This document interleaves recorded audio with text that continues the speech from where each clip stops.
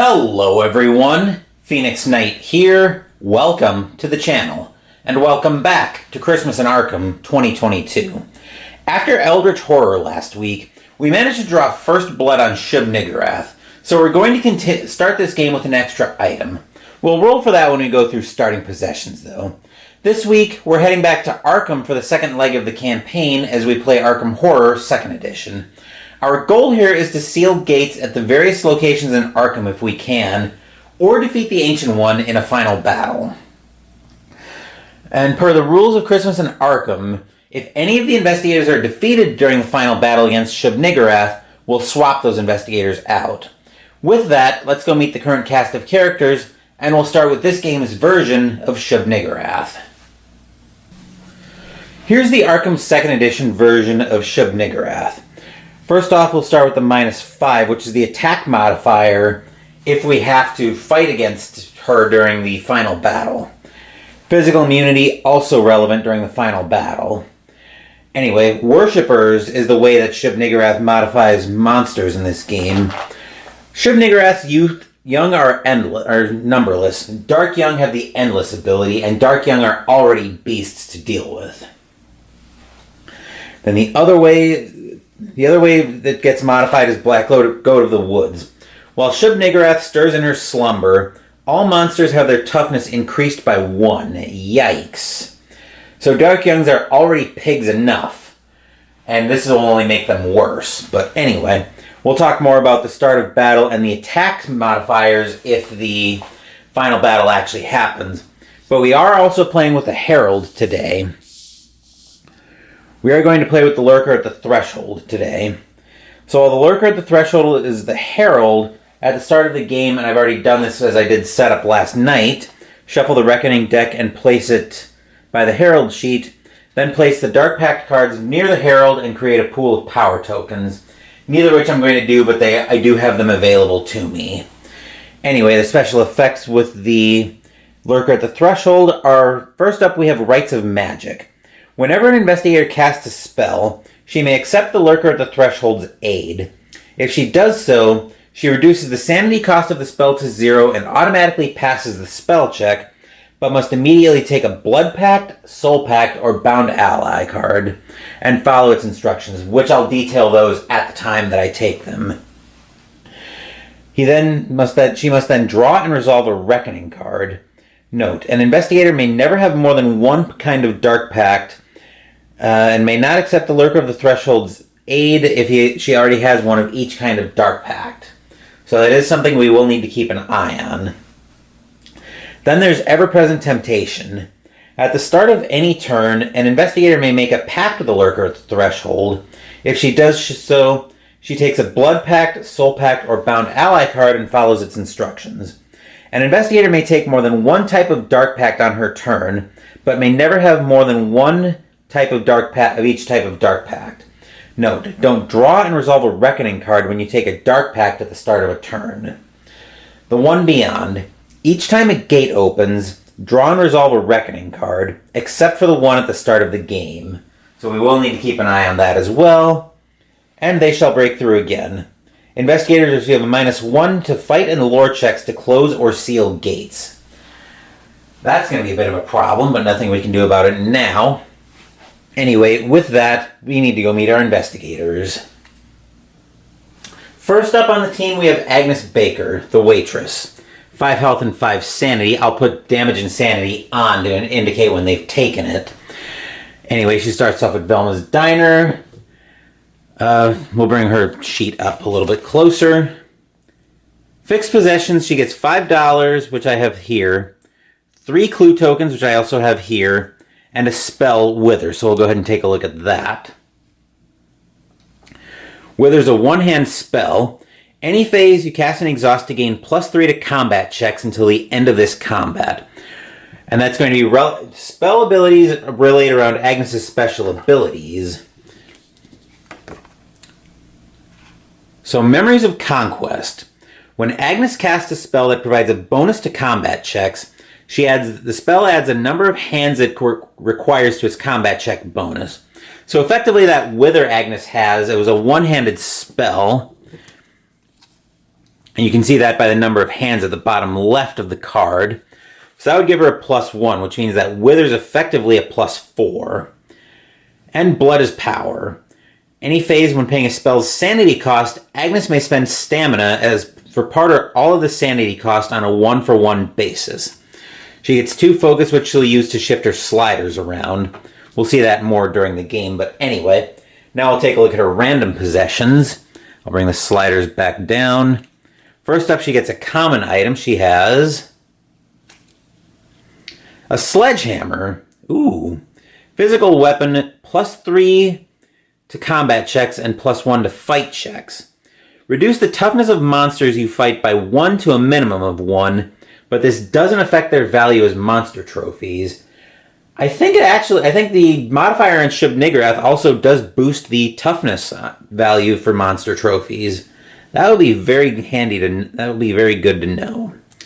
But yeah, that sledgehammer is actually very welcome, as we'll see on Agnes's personal story in a second. But she also gets a unique item, so she finds Holy Water, magical weapon, +6 to combat checks, discard after use. We are finding all the weapons right now. Then we have a spell, Red Sign of Shudemel. Casting modifier -1, sanity cost 1. Any phase. Cast and exhaust to lower a monster's toughness by 1 to a minimum of 1, and ignore one of its special abilities other than magical immunity until the end of this combat. Ooh, that could be useful. And then her skill that she starts with, Painter. If you're in the Artist's Colony location during the Arkham encounter phase, instead of having an encounter there, you may exhaust this card to create a painting. Roll a die and consult the chart below to determine the result of your art. 1 to 2, nothing happens. 3 to 4, gain $3. 5, gain a clue token. 6, gain a spell. Do we even have an Artist's Colony location on the board? I don't think we do. So Agnes is actually going to draw another skill. See if we can get something a little more useful than that.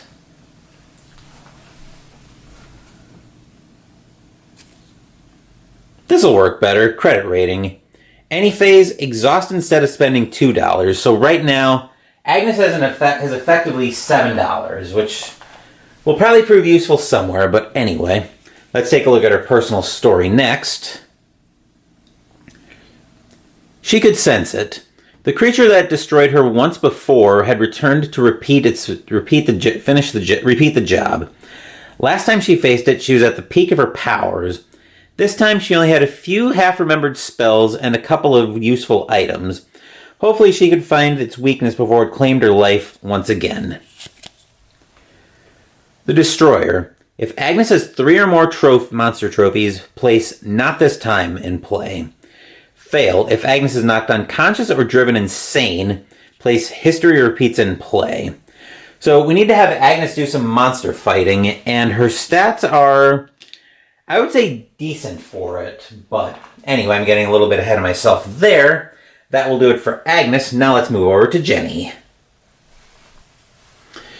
Jenny Barnes, the dilettante, is indeed part of the team as well. 6 sanity, 4 stamina. Home's at the train station. Fixed possessions, easy for Jenny, $10. Trust fund on upkeep, Jenny gains $1. We'll take a look at random possessions next, and I'll take a look at her relationship. I always do relationships last when I do reveals, but anyway, we'll bring the sliders down, and we'll start off with Jenny's common. Oh, I almost forgot. Speaking of possessions, let's bring the dice tower in shot for a minute because I forgot to roll for Agnes's extra starting possession. So we'll grab a die. On 1 or 2, she'll get an extra common item. 3 to 4, I'll get her an extra unique item. 5 and 6, I'll get her a spell.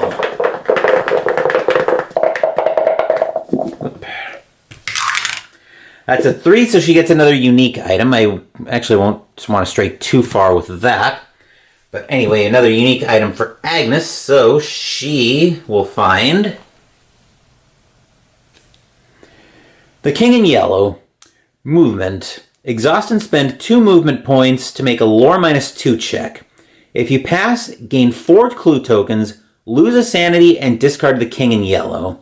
If you fail, nothing happens. Ooh, we might end up using that right away, but I'm getting more than a little bit ahead of myself there. Anyway, now that we've got that straight, now we can start into Jenny's random possessions. So first up, she gets her 2 common items, and we find Director's Diary.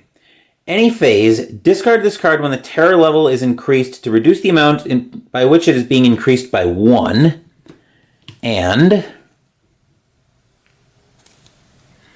an old journal.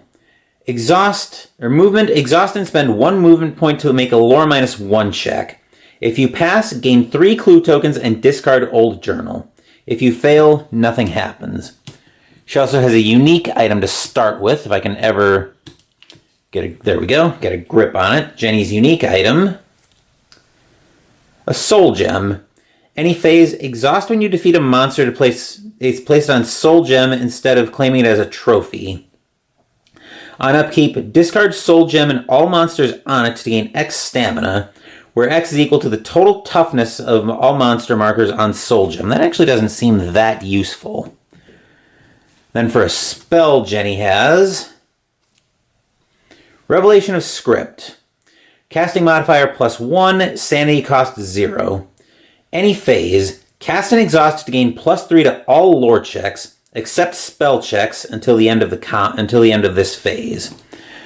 Might be something to use in the Arkham Encounter phase, but I'm getting a little ahead of myself there. Anyway, we'll take a look at her skill. So Jenny will find that she's actually good at fighting, +1 fight.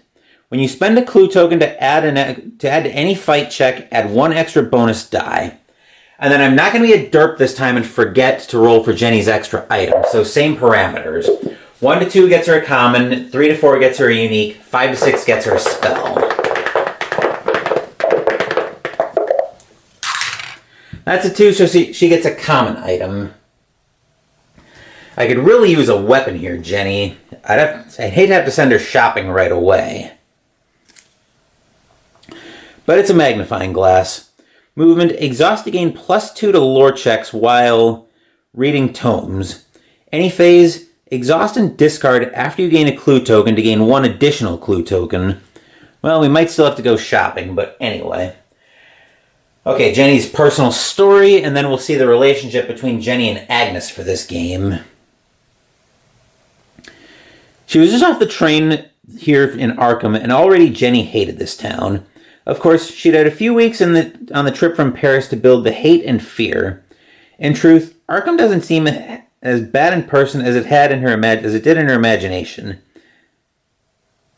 The gabled roofs and New England architecture were actually fairly charming, and the people here didn't seem too terrible, too horrid, until she started asking questions, that is. And predictably, Jenny's looking for Isabel. If Jenny is at the Unvisited Isle during the upkeep phase, she may spend 5 clue tokens to place Reunited in play. Fail. If the terror level reaches 3 or higher, place Too Late in play. Alright, and then Jenny and Agnes have their relationship, so they are practitioners of the art. Whenever you or your partner casts a spell, either or both of you may contribute toward paying the sanity cost. Either you or your partner may exhaust this card before making a spell check to get a +1 on the check. So when we need to cancel out a fairly rough modifier, we can use that. We can use either of those effects to help us with that. But anyway, that will do it for Jenny. Now let's move down to our next investigator. Next up, we have Carolyn Fern, the psychologist. 6 sanity, 4 stamina. Special ability is psychology. Dr. Fern may restore 1 sanity to herself or another character in her location. She can't raise a character's sanity higher than that character's maximum sanity. Starts off with $7 and a clue token is fixed. We'll take a look at her possessions next. She starts off with 2 unique items, so we'll look at those first. Carolyn will find Camilla's Ruby, your focus is increased by 1. That is something I haven't been talking about with the investigators. Agnes has a focus of 2. Jenny's is 1. Carolyn's is normally 2, but thanks to this it's 3. And a Ritual Blade, magical weapon. +2 to combat checks, +1 to spell checks. And then we have 2 unique items, or 2 common items, I should say. Mineralogy report. God, I don't like this. Task requiring her to spend an upkeep in the woods, then the Black Cave, and then the Science Building. Payoff, she gets an ally and gains 2 clue tokens and $4. Then her other common item, Flare Gun. Movement phase. Discard Flare Gun while in a street area to move all monsters in the sky to your location.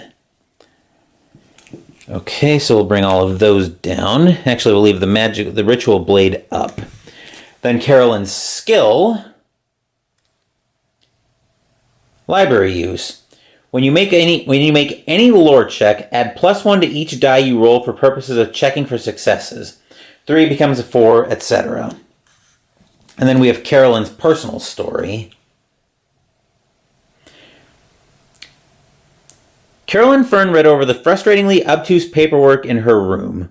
Getting records from Arkham Asylum had turned into a bureaucratic nightmare. It was going to take a hefty amount of bribery to grease the wheels. But even as she filled in all the blanks, she worried that she was too close to whatever it was that had killed her patient. It wasn't safe to be here. Final analysis. If Carolyn is at the upkeep phase during the Arkham Asylum during the upkeep phase, got really tongue-tied there. She may spend $15 to place Cured in play. Fail if Carolyn has 6 or more clue tokens, place Followed in play. Right, then we've got the dice tower the smaller dice tower right here, so we'll roll for her extra item.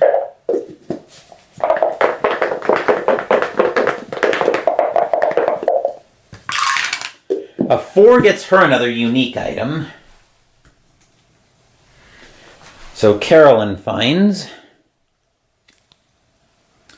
a Petrifying Solution.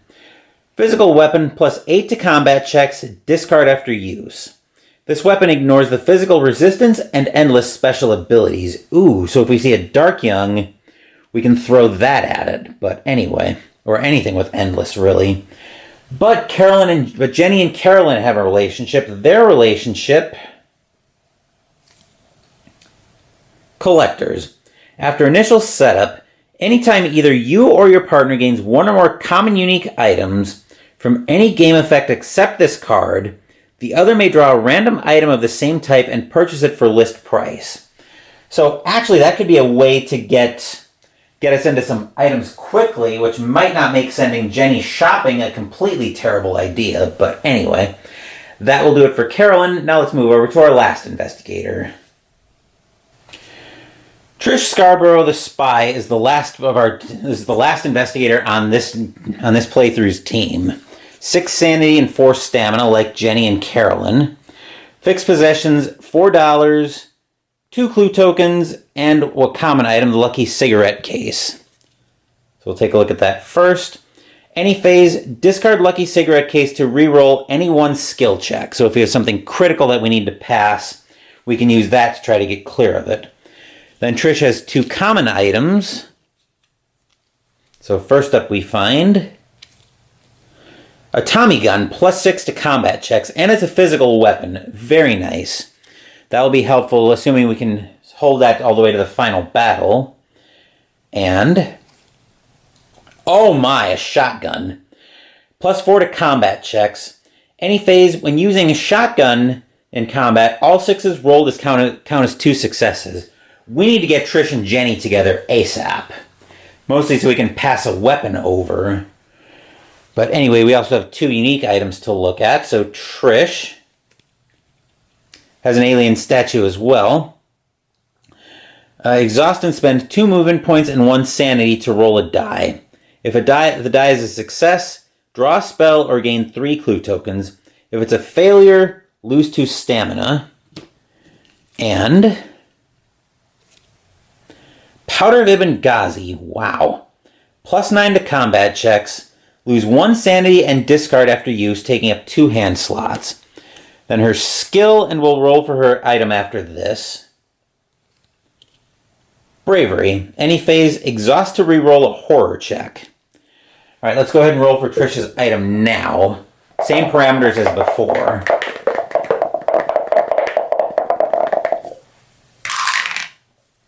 Trish gets a spell. So let's see what spell Trish finds. She's actually not terrible at casting spells from the looks of it, but we find Call the Azure Flame. Casting modifier +1, sanity cost 1. You may cast an exhaust to take an Azure Flame special card. If this card is exhausted at the start of your upkeep phase, you may pay 1 sanity to keep it from refreshing. We'll take a quick look at an Azure Flame, which is right here. Magical effect. +4 to combat checks. In any phase, when using the Azure Flame in combat, all 6s rolled count as 2 successes. Discard this card if your Call the Azure Flame is refreshed or leaves your possession. I wonder if that would count with Agnes. Looking at her ability, when Agnes casts a bonus that provides a spell... When Agnes casts a spell that provides a bonus to combat checks, spell adds the number of hands required. I don't think so. I think I would have to say spell on it, and that just has magical effect. But that wouldn't make complete sense, but I'm not going to argue with that at this point. Anyway, minor rambling aside, let's take a look at Trish's personal story. Am I actually working for the government, or is the agency using me to undermine the real government? That was the key question that Trish was set out to answer when she came to Arkham. Hopefully, she would find her answers in the archives of the Arkham Advertiser, but if not, perhaps she could try Miskatonic University. I'll look at Trish's ability in a minute. Who's in charge? If Trish gains 2 or more clue tokens at the same time during an encounter, place Exposed to Light in play. Fail if 2 or more clue tokens are removed from the board by an opening gate at the same time. Place Shadows in play. So yeah, let's go ahead and look at Trish's special ability. Abnormal Focus. On upkeep, Trish does not spend focus to adjust her sliders. Instead, at the start of each upkeep phase, move her sliders all the way to the left. She may then shift her sliders to the right a total of 5 shifts. Breaking the limits on upkeep, Trish may spend 1 sanity or 1 stamina for 1 extra shift to the right when adjusting her skills. She may do this up to 3 times per turn. And her stats are actually laid out a little bit differently than the others. So whereas the other 3 have speed and sneak together, fight and will, and lore and luck, Trish has her fight and sneak together, then lore and will, then speed and luck. So we'll have to deal with a slightly different stat combination as well. And then Trish has 2 relationships to reveal. She's got her one with Carolyn and then one with Agnes. So Trish and Carolyn... World ain't big enough for us. If you or your partner is in an otherworld location, either of you may exhaust this card before making a check to gain +1 on that check. If the Ancient One is awakened, this card may not be used. And then Carolyn and then Trish and Agnes, I should say.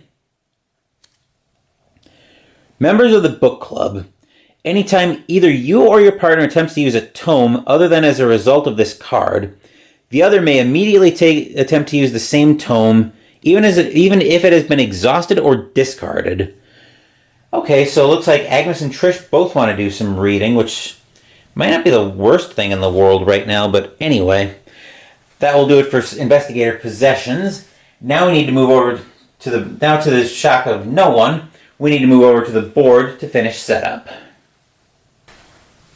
Maybe slightly hard to see everybody in this shot, but we've got Agnes down here at Velma's Diner, Jenny's up here at the train station, Carolyn's down in Arkham Asylum, and Trish is up at the newspaper. So I think we're pretty much done, except we need to pull our first Mythos card, and we actually can't end up starting the game with a rumor, so we'll need to pull Mythos cards until we find one that isn't a rumor.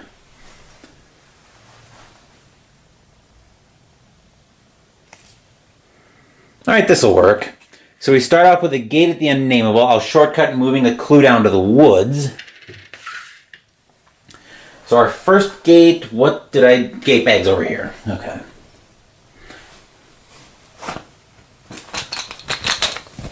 Grab our gate bag.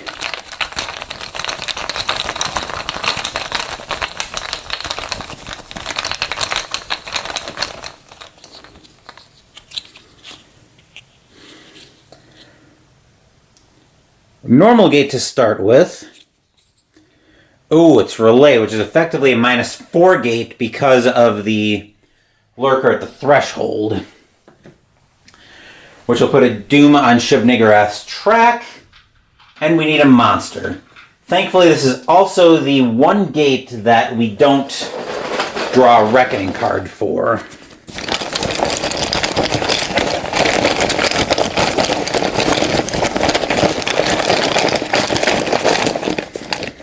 That's our monster.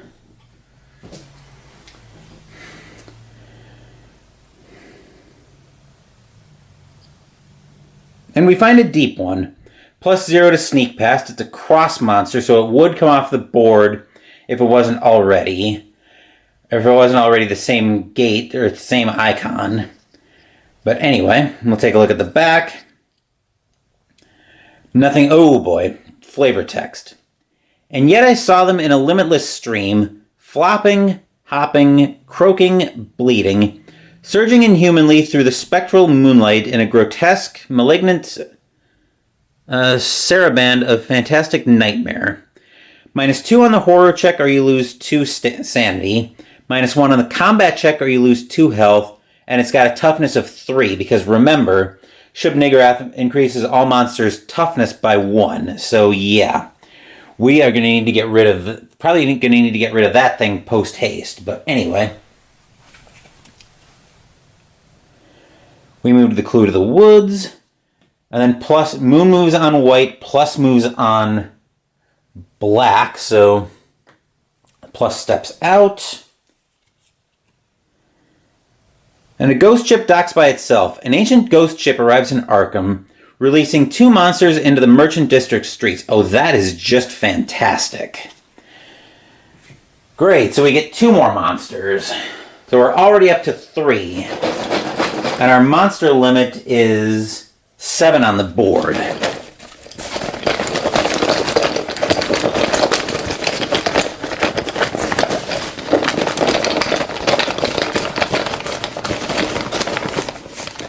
Those are our 2 monsters.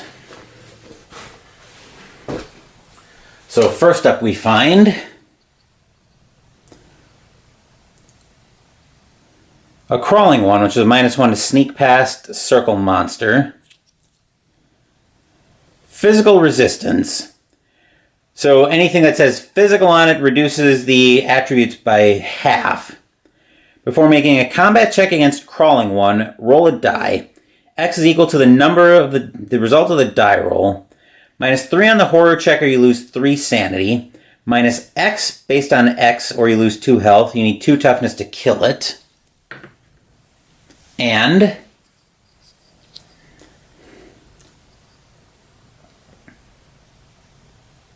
Occultist, which is a -3 to sneak past moon monster. Yeah. Cthulhu Fatagan. Fingui Munglai Cthulhu Relay Fatagan. That was terrible at that. +1 in the combat check or you lose 1 health and you need 2 toughness to kill it. Remember, they're a toughness, everything's increased by 1. So anyway, that will do it for our first turn. That'll do it for our first Mythos card. The Merchant District streets suddenly became very crowded, but let's move into our first upkeep phase and we'll go say hello first to Agnes.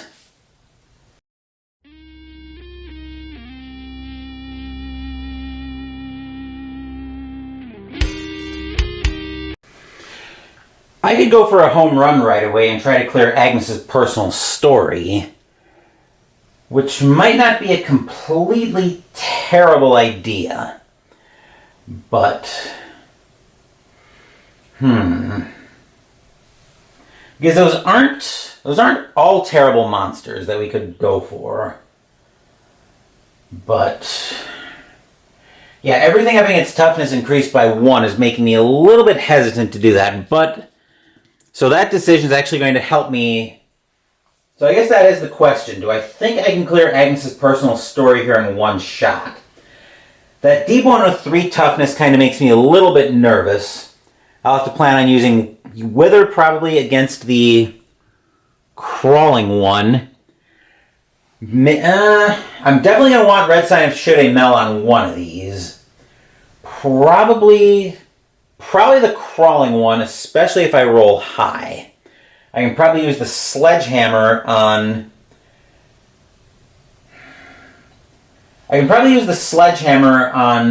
at least the cultist. That one should be doable. I'll probably need the holy water for the deep one. And I'm probably need my spells for the crawling one. So, I guess the question is, the cultist doesn't have a horror check. That crawling one's going to be difficult to deal with, though.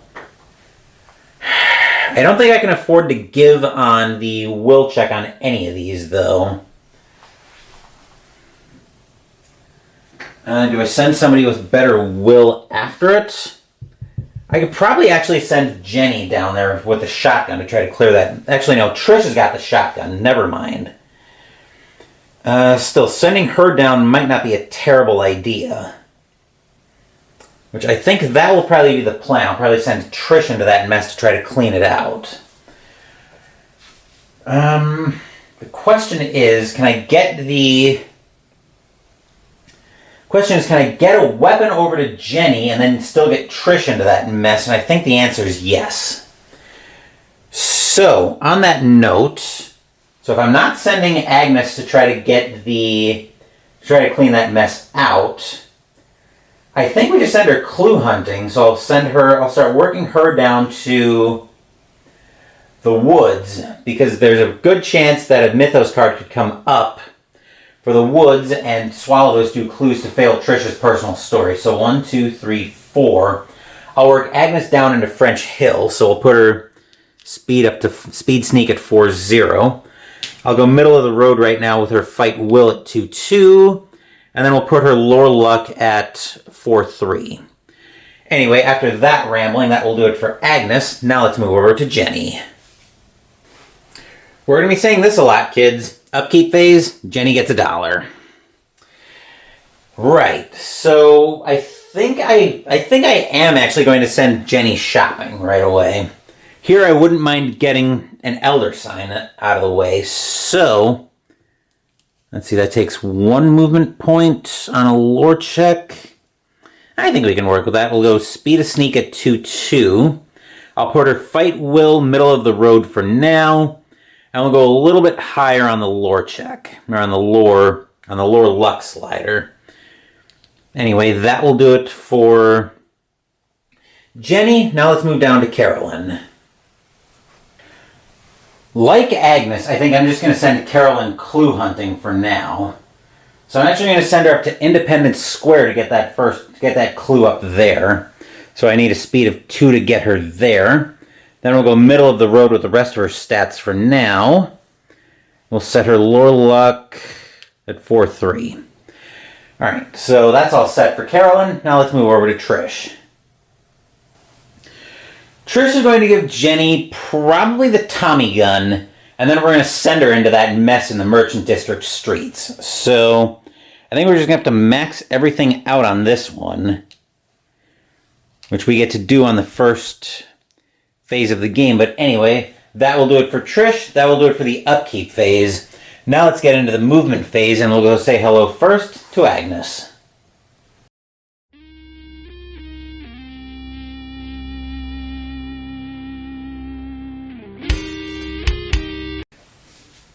I could take Agnes to either French Hill location, because either one would still be a speed of 4 to get her down to the woods. So anyway, we'll go 1 to Easttown, 2 to Easttown Streets, 2 to Rivertown Streets, 3 to French Hill Streets, and 4 to the Silver Twilight Lodge, and we'll grab a clue there.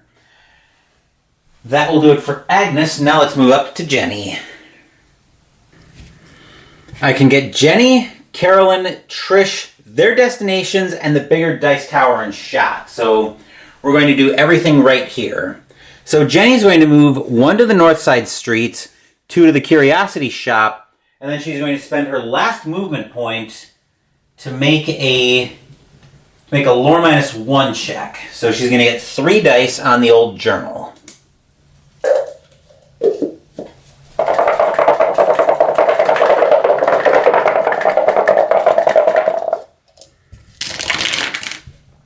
Which there's a 5 in there, so that's a pass, which means she will discard the old journal to gain 3 clue tokens.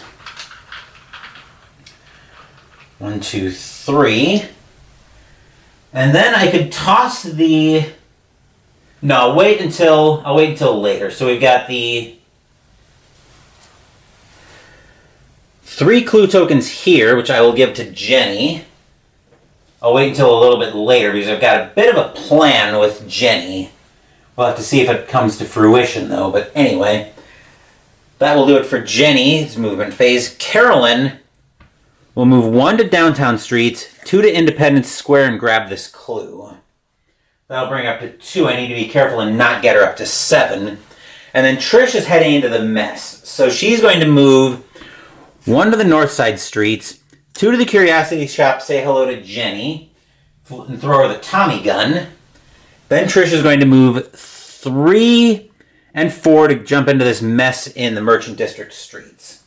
So anyway, first she's going to fight the cultist, which as we see has no horror check on it. She's going to hopefully obliterate the cultist using the shotgun. 4 plus 4 is 8, plus 1 is 9. And her 6s count for 2 successes. So we get 9 dice against the poor cultist.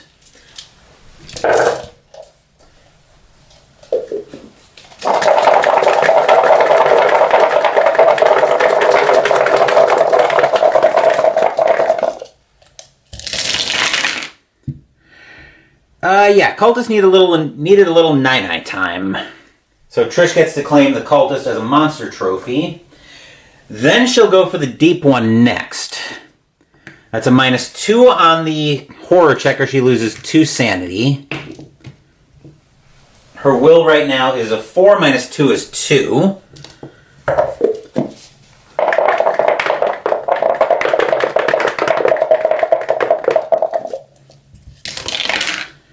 She passes that, and then the combat check is -1. So 4, 8 minus 1 is 7. So 2, 4, 5, 6, 7.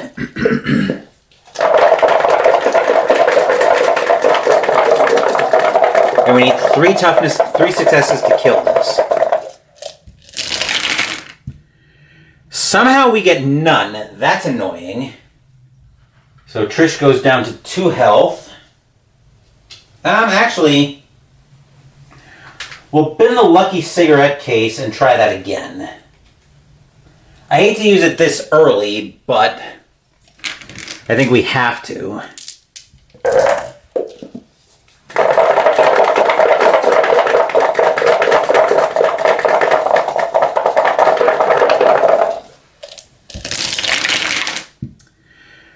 One, 2, but remember, we are 1 short. Do I spend a clue? Yeah, I think I have to here. No. Trish will have to eat the 2 sanity at that point. Or the 2 stamina. Then she'll try that again. Trish, come on. I don't need somebody going to the hospital. Well, actually, Trish going to the hospital this early wouldn't be all terrible. Because that would make sure she can gobble up the clues at the woods.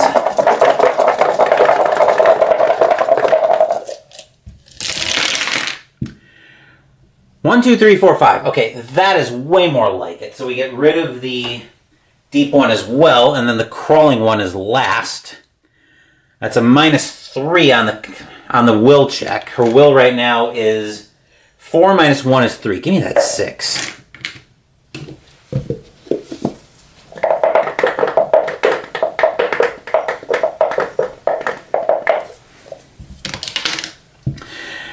Okay, we will have to lose the 3 sanity on that. That is very unfortunate.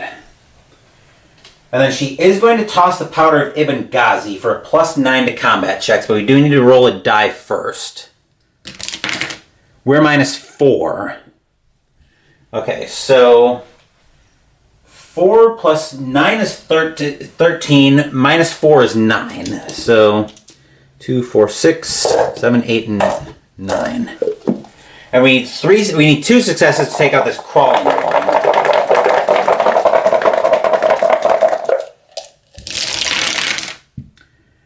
Which we get 4. So the crawling one has been defeated with 2 toughness. So Trish managed to clear the mess out, but it cost her, but it busted her up quite a bit. So cost us a couple of her weapons too, but I'm getting a little bit ahead of myself there. Anyway, that will do it for Trish. That will do it for the movement phase. We're going into the Arkham Encounter phase next, and we'll go say hello first to Agnes.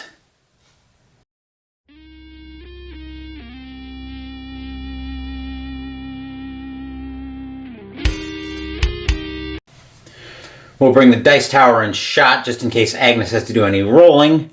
We've got the blue deck right here. Give this a quick shuffle.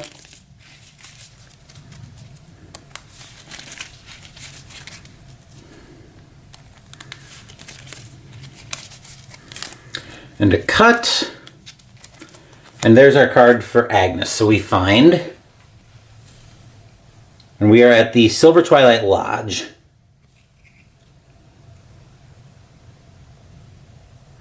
The Lodge is always eager to trade lore. Discard any number of spells. Gain a number of clue tokens equal to the total sanity cost of the spells discarded. I think I'm going to hang on to all of Agnes's spells.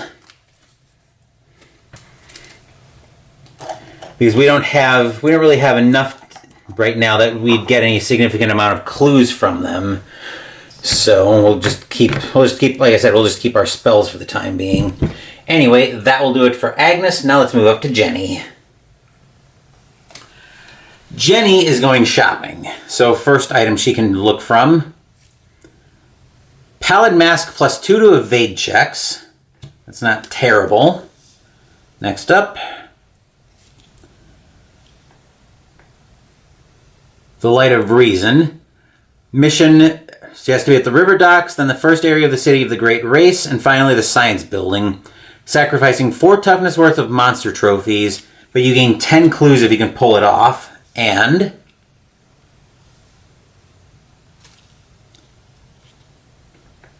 a Cursed Sphere.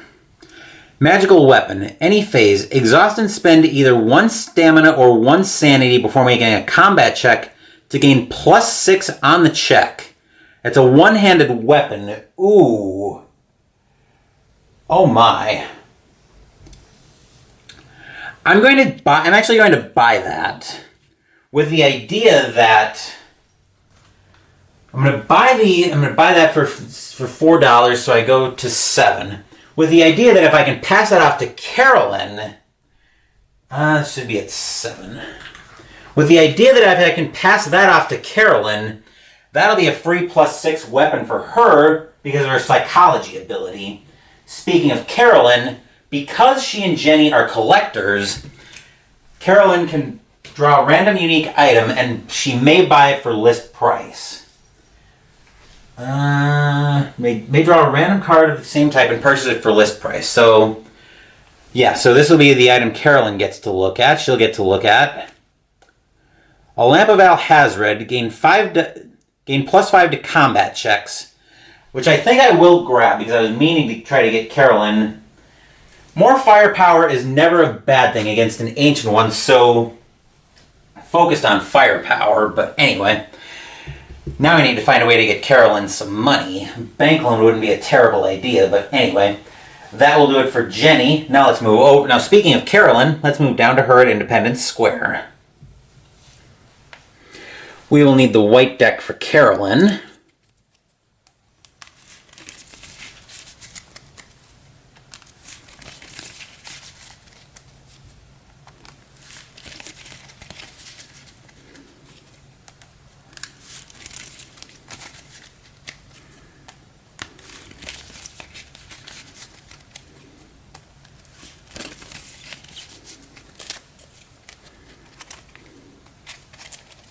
And there's our card for Carolyn.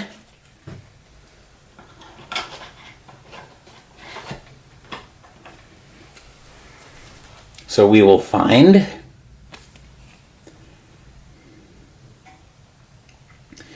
you meet Anna Caslow, a fortune teller who may have some useful information, useful insight into your investigation. Make a will -1 check. All right, so her will, Carolyn's will right now is 3, -1 is 2.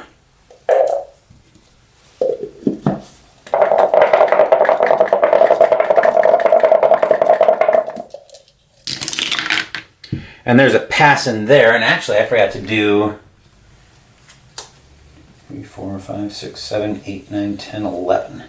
I forgot to count out the allies. I think I just had everybody available. I'll pick those up once I go through, once I finish the encounter. But anyway, if you pass, you persuade her to help you.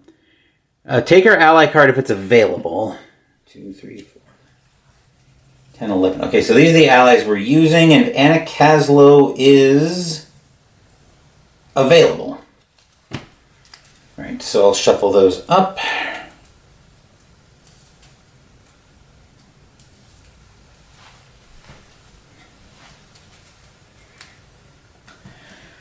Alright, so we'll put that back on top. And here we'll take a look at Anna Caslow. +2 luck and gain 2 clue tokens when Anna joins you. That brings Carolyn up to 4. We do need to start being a little bit mindful of that, but anyway, that will do it for Carolyn's encounter. I'll go ahead and get these ally cards I spilled on the floor. I dropped on the floor, picked up. All those are handled. Okay. So we've got all those. Then we'll blow through Trish we'll blow through Trish because she's in the Merchant District streets, and we'll blow through the Otherworld encounter phase because we have nobody in an Otherworld right now. So we'll move back up top for the Mythos phase.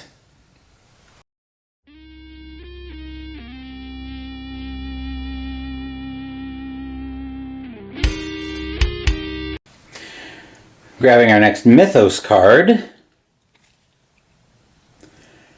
There's a gate at the Unvisited Isle. Okay.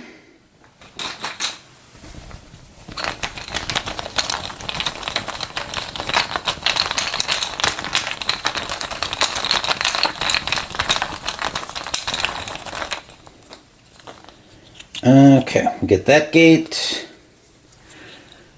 We got our first Lurker gate. And it's a split gate with the Great Hall of Celiano and the City of the Great Race. That clue will move to the Science Building. And then we need a Doom for Shub-Niggurath's track. Once I draw the monster, we'll go through the Reckoning.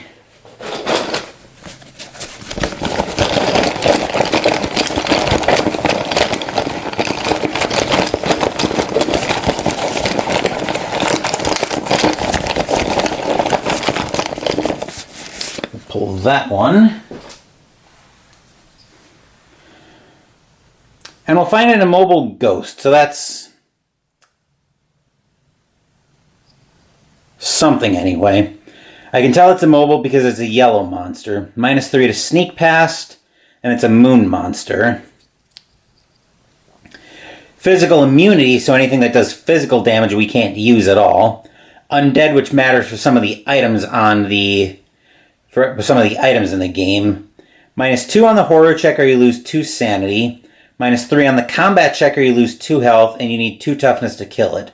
Remember, 1 for base monster and 1 for Black Goat of the Woods. But anyway, we need a Reckoning, so we find power begets power. Each investigator with at least 1 power gains a power. So nobody has power right now, so that's not a completely terrible Reckoning.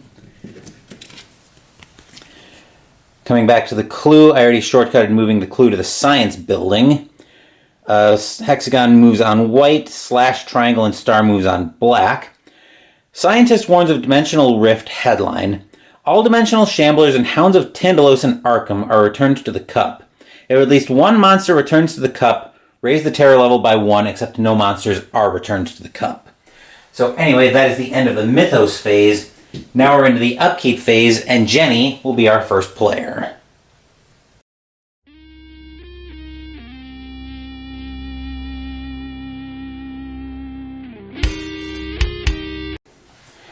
On upkeep, Jenny gains $1.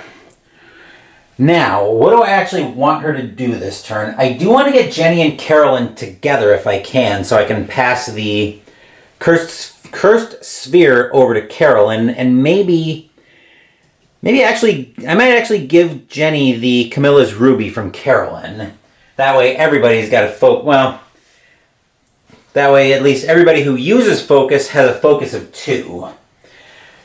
But anyway, the question is, where am I sending Carolyn? I'm probably bringing her over to the newspaper to try to get her a retainer or something for money. So I think Jenny's speed sneak is fine at 2-2. I think her stats are pretty much fine with the plan of, again, trying to pass that cursed sphere off to Carolyn. But what does the director's diary do again? Oh, right, discard that. Okay, so I think we're fine there. That will do it for Jenny. Now let's move over to Carolyn. If my plan here is going to be to get Jenny and Carolyn together, and I'm going to have them meet up at the newspaper, Carolyn's going to need to use one of her focus to bring her speed up to 3. And what was this mineralogy? Oh, right, at the woods. Okay, so yeah, 1, 2, 3. Yeah, Carolyn isn't getting near the woods this turn. Although that might not be a terrible thing to start working her toward. But I'm going to take one more turn off from that and have Carolyn meet up with the newspaper with Jenny to do a little bit of trading. So anyway, that will do it. I could probably move the lamp over to Jenny as well. That might not be a terrible idea. Get her pretty well decked up, start doing some punchy things. But anyway, so yeah, we'll leave her sliders as is. That will do it for Carolyn. Now let's move over to Trish. I've already moved Trish's sliders over. So if I can get her over to the... Actually, if I can get her over to the science building, I can probably clear her personal story this turn. Question here is, I gotta look one thing up, because I'm thinking that probably serves as her encounter.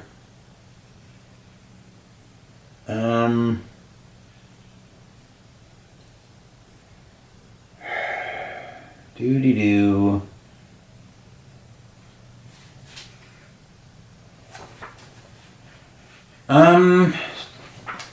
My assumption has always been that if you use a location, that effectively serves as an encounter. I don't see anything here. Location, special abilities.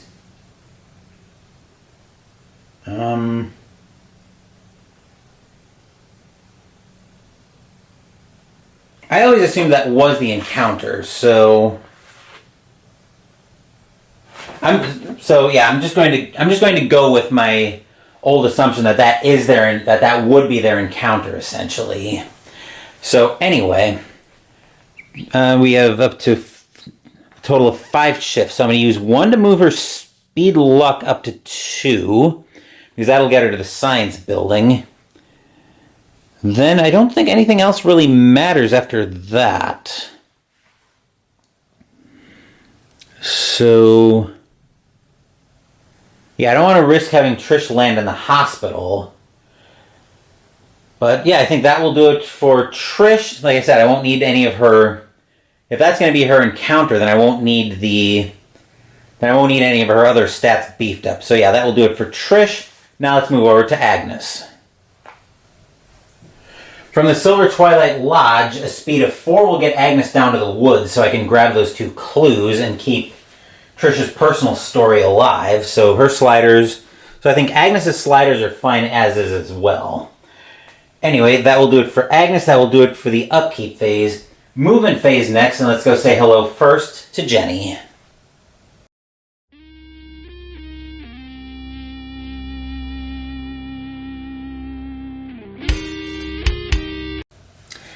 I've got both Jenny and Carolyn in shot, so Jenny will go 1 to the north side streets, 2 to the newspaper.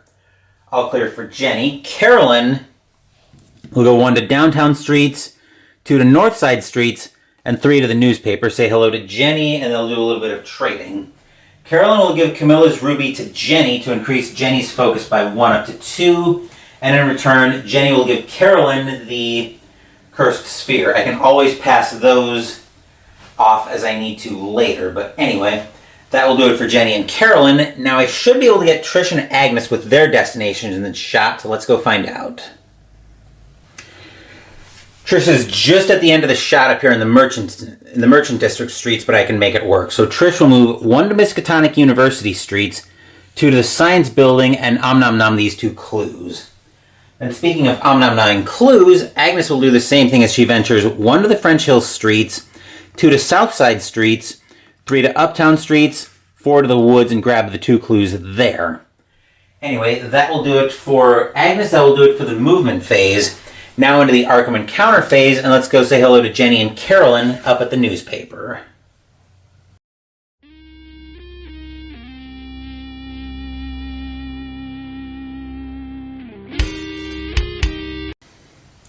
I've got the dice tower in shot here as well, so we can do this. Go ahead and give the orange deck a shuffle.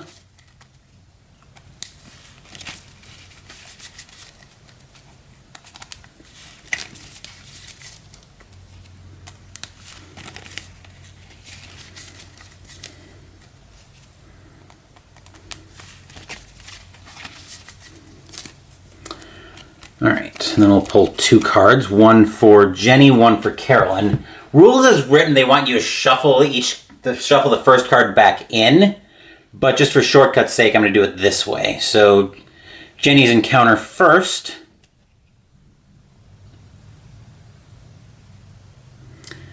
Editor Doyle Jeffries is ready to publish what he knows about what's really going on in Arkham. Pass a Will -2 check to talk him out of it. Yikes. Will is 4. -2 is 2.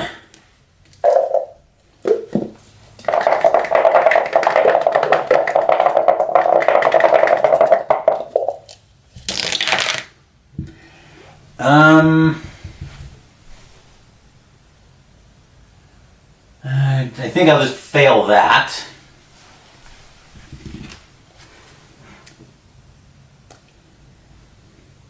If you're unsuccessful, raise the terror level by 1. Except Jenny's actually going to toss the director's diary to tell that idiot to take his story and shove it. And then Carolyn...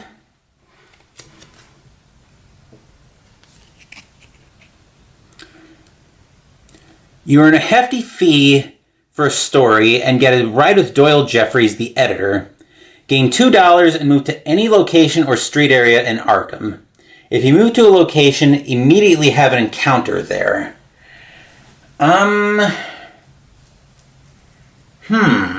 Well, we do have some options here where we want to go, but where do we want to send Carolyn? So we get the $2, which is very welcome right now. And then where do we want to send her? How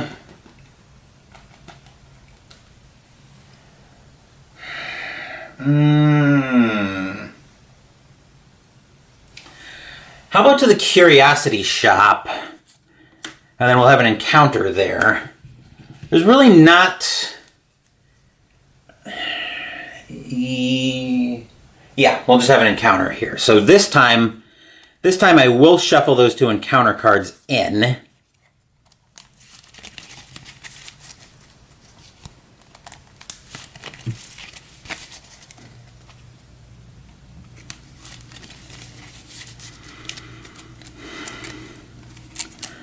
And then we'll draw that for Carolyn.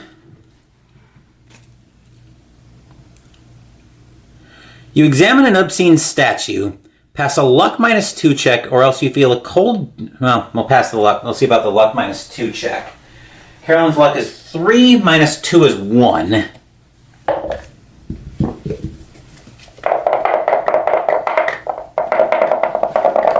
Oh, wait. I forgot about Anna Caslow, so we actually are at 3 dice. Because I can't math.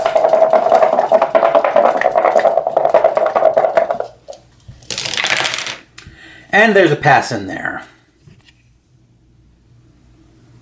So we basically avoid bad stuff. Which, when that bad stuff is getting cursed, that is a very welcome thing to avoid. But anyway, that will do it for Carolyn and Jenny. Now let's move down to Trisha, the science building. Trish is actually going to use the location as her encounter. So I'll discard the crawling one, or not the crawling one, that's the one I don't want out. The deep one and the cultist as 5 toughness of monster trophies to gain 2 clue tokens. And Trish has actually passed her personal story because of that.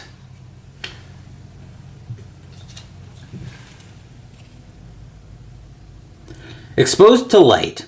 I can't believe they had me fooled for so long, but at least I'm free of them now. Trish may exhaust this card instead of spending 1 sanity or stamina when using her Breaking the Limits ability.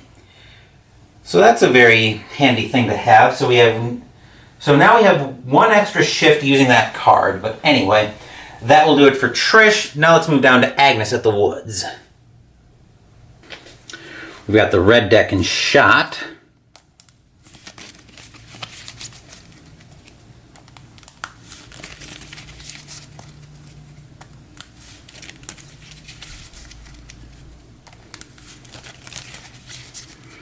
Give this a quick shuffle. And a cut. And we will find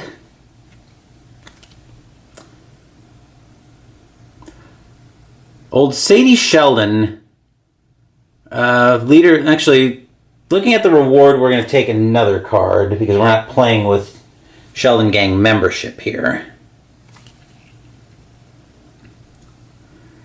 As you trudge down a muddy path, a monster appears. If you kill it, take $5 and the taxidermist's thanks. So we do need to draw a monster out of the bag.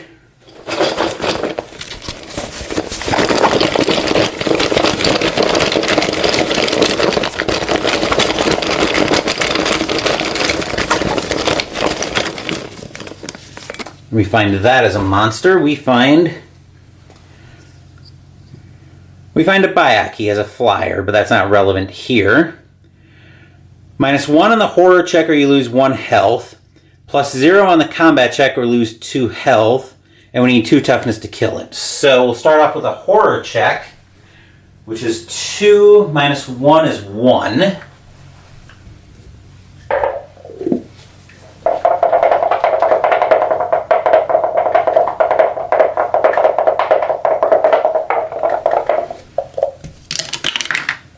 We do get a pass in there.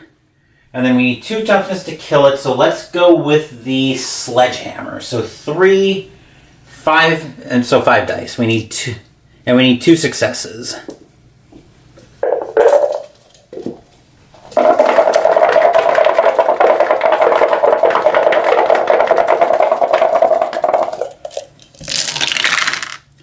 That'll work. So Agnes gets her first monster trophy of 3 she needs for her personal story, along with another $5. So that brings her up to 10. We can actually send her into a gate right now, but I'm getting a little bit ahead of myself. Speaking of gates, we blow through the Otherworld encounter phase because we have nobody in another world right now. So let's move back up top for the Mythos phase.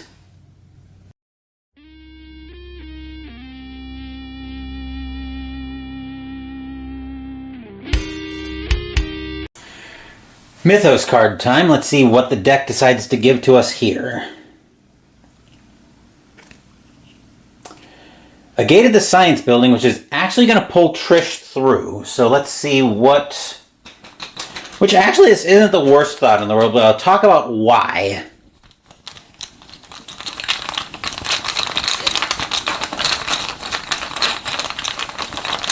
I'll talk about why this isn't completely a terrible thing.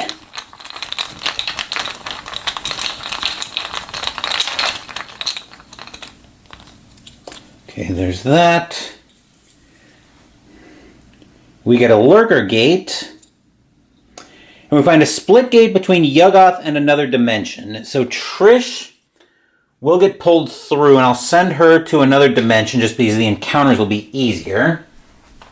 Theoretically, anyway. We'll find a fresh monster.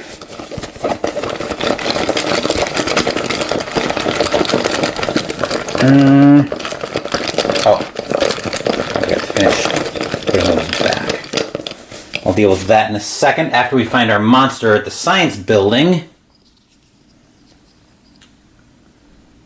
We find a Cho-Cho, -2 to sneak past, another moon monster. Ambush, so we're stuck fighting it once we start. If you pass a combat check against a Cho-Cho, return it to the box and draw one common item. No horror check, -2 on the combat check, or you lose 2 health and you need 3 toughness to kill it. So we'll get a Reckoning, or a Doom and a Reckoning out. I was going to deal with this. Oh, I know what that was. Never mind. Okay, so we've got those in. Now we need a Reckoning.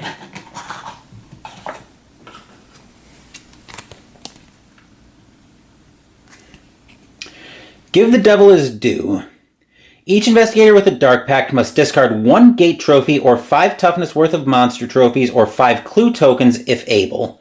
If she can't, she must discard all monster trophies and clues. Fortunately, we don't have anybody with Dark Pacts right now, so that Reckoning's done, not terribly catastrophic. Clue appears at the Witch House. We've got circles moving on white, square and diamond on black. Town welcomes visitors. The first player chooses a dimensional symbol. Draw new monsters from the Monster Cup to replace each monster with that dimensional symbol in Arkham. Ignore monsters in the sky, but not the outskirts. Return monsters so replaced to the cup after all new monsters have been drawn. How bad is this ghost anyway? That ghost isn't actually too bad. So I'm actually okay leaving moon monsters on the board. So I'll just choose square, not that we have any square monsters to replace. I think we can probably get past that moon anyway, but I'm getting a little bit ahead of myself. Now, you're probably wondering to yourself, Phoenix Knight, are you crazy? You just got Trish pulled through a gate. Yes, I did get Trish pulled through a gate, but the reason I don't mind that is because I was actually planning on starting to look at gates this round anyway. We're at 3. The limit on gates is 7 before the Ancient One wakes up. So I do want to try to start getting that under control a little bit anyway. Especially since I also don't think I'm winning a final battle against Shub-Niggurath to begin with. But I'm getting a little bit ahead of myself there. But anyway, that will do it for the Mythos phase. Carolyn will be our first player, so let's move into a new upkeep phase.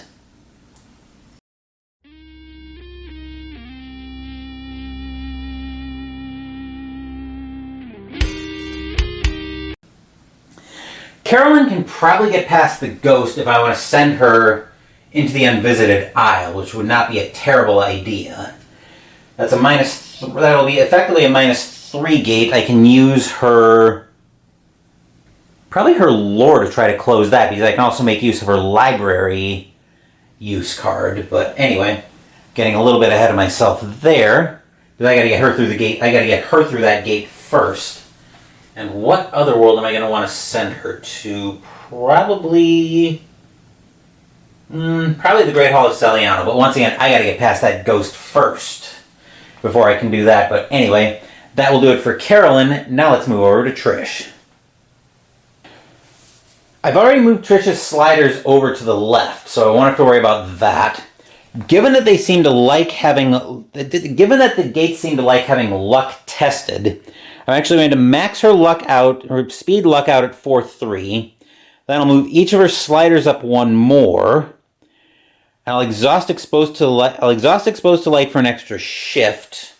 So I'll move her fight sneak up to 3-5 because why not? But anyway, that will do it for Trish. Now let's move up to Agnes. Agnes is probably going to be our best natural chance to close that relay gate. So I think we're probably going to have to send her into that. Her speed is fine at 4 to get her up there, and I think I'll leave everything as is, actually. That way I can, as long as I leave her lore luck right there, I can still get her lore maxed out when it's time to bring her out to try to close the gate at the unnameable. But anyway, that will do it for Agnes. Now let's move over to Jenny. I'm going to make something of a calculation. Well, first of all, on upkeep, Jenny gains $1. Now, I'm going to make something of a calculated gamble here. Jenny, I think with a shift of her focus up to 3-1, her speed sneak up to 3-1, I'm going to follow Carolyn. I'm going to have Jenny follow Carolyn probably into one of these gates. Actually, 1, 2, 3. I can't get Jenny down to another dimension, but anyway, the gamble here is going to be twofold. That one of the next two gates that we get one gate, actually that's going to be a 3-part gamble. So the first thing that we're going to gamble on is that only one gate comes out next. And so only one gate comes out in the next 2 turns. One of them is whatever world I decide to send Jenny into. Actually, based on that, Trish, Agnes. So when it's actually time to bring her out, Jenny would be coming out before Carolyn. But, okay, so yeah, I am going to gamble and send Jenny into a gate with Carolyn. Probably the same world? Yeah, I'll send them into the same world. That way I can potentially pass stuff around. Mostly trust fund money. I can give Carolyn a little bit more slack there. So a speed of 3 will get her in with Carolyn. But anyway, that will do it for the movement phase, or the upkeep phase. Now we're into the movement phase, and let's go say hello first to Carolyn.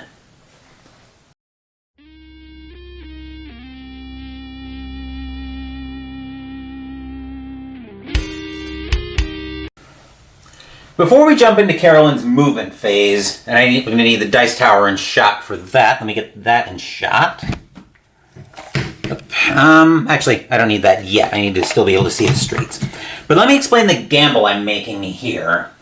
So the reason I'm making this gamble is if I'm right, and I'm able to get all those parameters met, I can actually win the game by having all gates closed on the board and having gate trophies equal to the number of players. So that's the gamble I'm making here. But anyway, moving into Carolyn's movement phase, she'll move 1 to Northside streets, 2 to the Merchant District streets, and then 3 up to the Unvisited Isle where she'll encounter the ghost. -2 on the horror check, or she will lose, which is a will of 1. So -2 or she loses 2 sanity.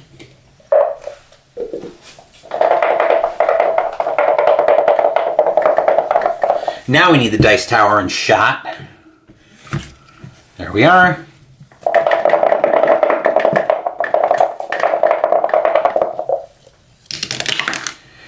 That's a pass. That's a fail, actually, so Carolyn will lose 2 sanity. And then she'll use the Lamp of... Actually, that is a -3 on the combat check. Yikes. Okay, so let's spend another stamina, or not another sanity, I should say. Carolyn can heal that on upkeep, and we'll exhaust that for a +6. Along with the Ritual Blade for a +2, so that's 8. +2 is 10, -3 is 7. And we need 2 successes. 1, 2, 3, 4, 5, 6, 7. Okay.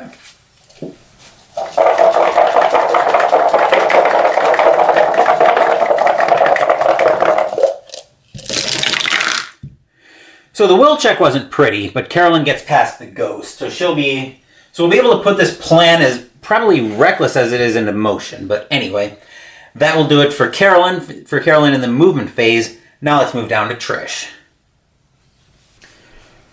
Normally I would put a mark on something or something on an investigator after they get pulled through to become delayed, but I didn't bother here, figuring I would remember, and sure enough I did. So Trish's movement phase just consists of her standing up in another dimension, so she's ready to go in the Otherworld encounter phase. That will do it for Trish. Now let's move over to Agnes. I can get both Agnes and Jenny in shot here. So Agnes first, she'll move 1 to the Uptown streets, 2 to Miskatonic University streets, 3 to Merchant District, and 4 to the Unnameable, and plan on going into Relay this turn. Then Jenny will move 1 to Northside streets, 2 to the Merchant District streets, 3 to the Unvisited Isle, where she's going to follow Carolyn in. That will do it for the movement phase. Now we'll have a somewhat short Arkham encounter phase, and we'll start with Carolyn.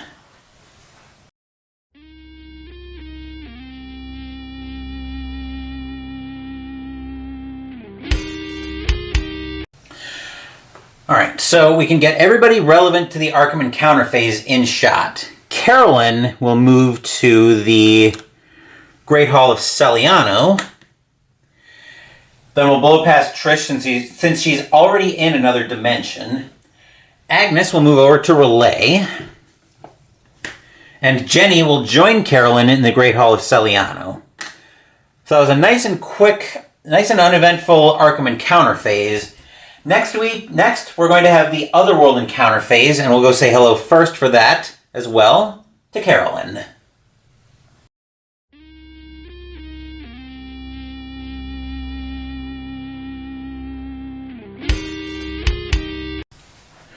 Right now I'm gambling on 2 things. First, that only 1 gate opens up in the next 2 turns, and the second, that it's the Great Hall of Celiano. But anyway, Carolyn needs a red or a blue card. Red won't work.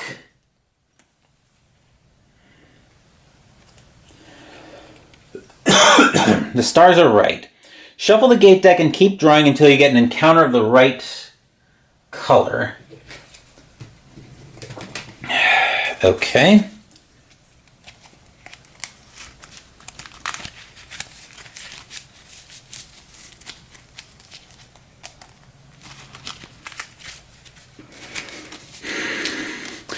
I can only imagine the nightmare trying to do this when the encounter deck is just when this deck is just so obscenely massive.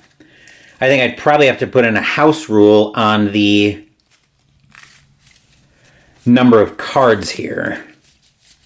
But anyway, we are still looking for a blue or a green for Carolyn. That's a green, and we have other. Pass a luck -1 check to discover a vital document. Her luck right now is 3, +2 is 5, -1 is 4.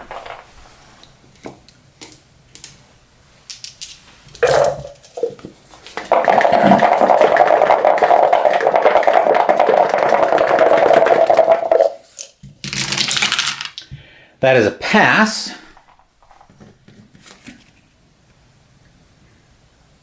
So we gain 2 clue tokens. Nicely done, Carolyn. Except now we need to be careful because 1 more clue actually will fail her personal story. So yeah, we do need to be careful of that. Anyway, that will do it for Carolyn. Now let's move over to Trish. 1 off the top for Trish, because we can take any color. We have other. You've never seen or experienced something so awful.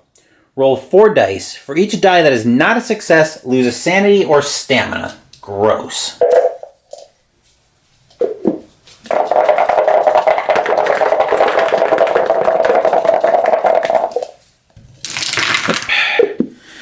That's going to be a bit of a problem. We lose 1 of each. I can deal with that. Alright, so that's up to 3 stamina and 4 sanity. Alright, that will do it for Trish. Now let's move over to Agnes. Agnes needs a red or a yellow on this card. Yellow, and we have Other. Suddenly you notice something that you had previously missed. Gain 1 clue token. That will actually be very helpful because Agnes is facing a -4 gate coming out of Relay. But anyway, that will do it for Agnes. Let's move back to Jenny at the Great Hall of Celiano. I could have gotten both Jenny and Agnes in shot, but anyway, too late to worry about that now. Red or green or a blue for Jenny. A blue, and we have Celiano. The symbol above the doorway glows. Make a luck -1 check. Jenny's luck right now is 2, -1 is 1, but we've got rerolls.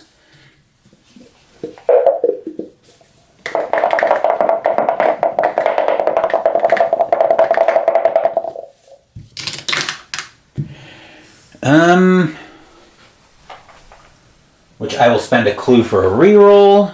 Actually, am I too bothered about this? I don't think I am.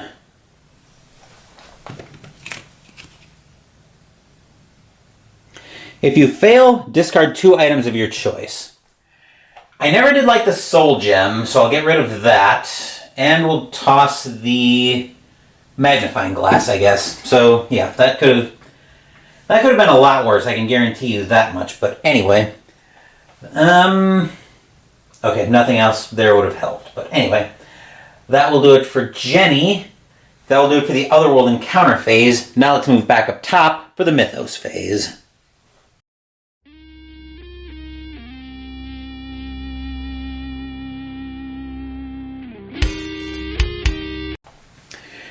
Need a new card from the Deck of Doom. We find...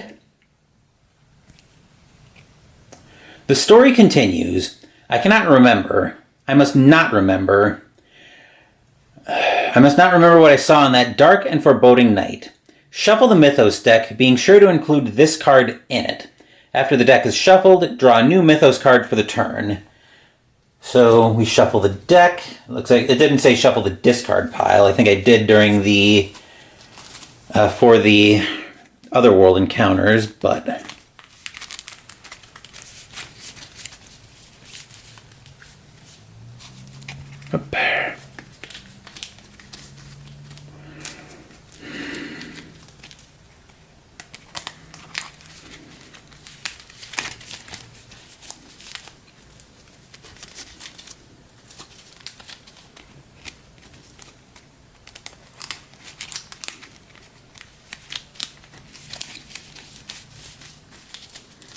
okay.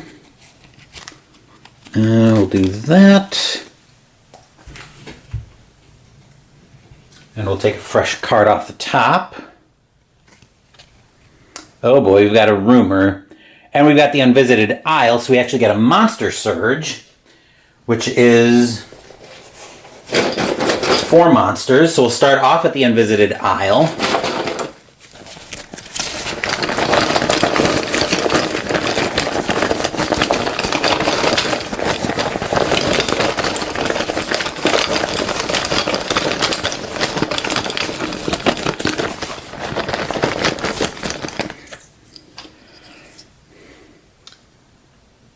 Deep 1 Hybrid, -1 to sneak past, plus monster. -1 on the horror check or you lose 1 sanity, +0 on the combat check or you lose 2 health, 2 toughness to kill it. One man moved in a positively simian way, with long arms frequently touching the ground, while another figure, robed and tiara'd, seemed to progress in an almost hopping fashion. Then we'll come up to the Unnameable next.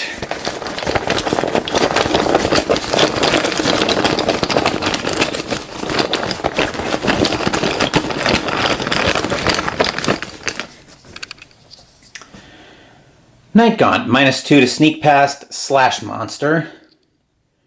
-1 on the horror check or lose 1 sanity. -2 on the combat check but lose no health, but there's another effect.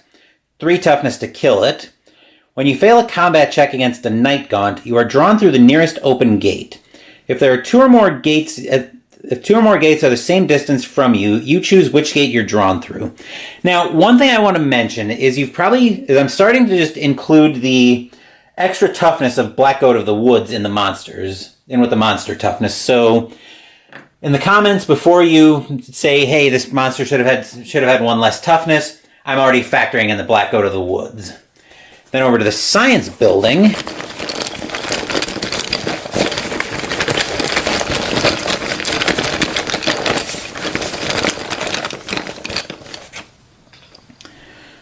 We find Amigo. -2 to sneak past Circle Monster. If you pass a combat check against Amigo, return it to the box and draw 1 unique item. -1 on the horror check or you lose 2 sanity. +0 on the combat check or lose 1 health. 2 toughness to kill it. And then we need 1 more monster at the unvisited aisle.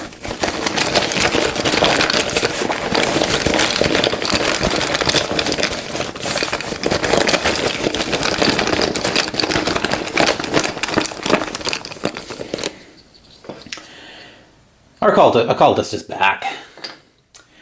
Alright, so we get activity at the Easttown streets. I saw the mark on there. Good work undone. Rumor. When this card enters play, place 6 clue tokens on it. Any player may spend clues during the Arkham encounter phase while in the Easttown streets to discard clue tokens on a 1-for-1 basis. On an ongoing effect, roll 2 dice at the end of every Mythos phase, beginning the turn after it entered play. For every 1 or 2 rolled, place 1 clue token on this card. Pass if there are no clue tokens on this card, return it to the box, and each player draws a unique item. Fail if there are 10 clue tokens on this card, return it to the box. All Elder Sign tokens are removed from the board. I skipped over monster movement, but I don't think anything there is going to move. Actually, I take that back. Slash would move on white, which I see the Night Gaunt is. So it'll move out to the Merchant District streets, sees nobody here, and it'll move to the skies. What is everything else? Diamond. Okay, nothing else relevant there. So we get 6 clue tokens for the rumor. Let's see, that's 1, 2, 3, 4, 5, 6. Okay. So that's all handled. We've got 6 clue tokens. Actually, I'll just do this. 3, 4, 5, 6. Okay. So that's all handled. That's our Mythos phase done. We'll be into our next upkeep phase, and we'll go say hello to Trish.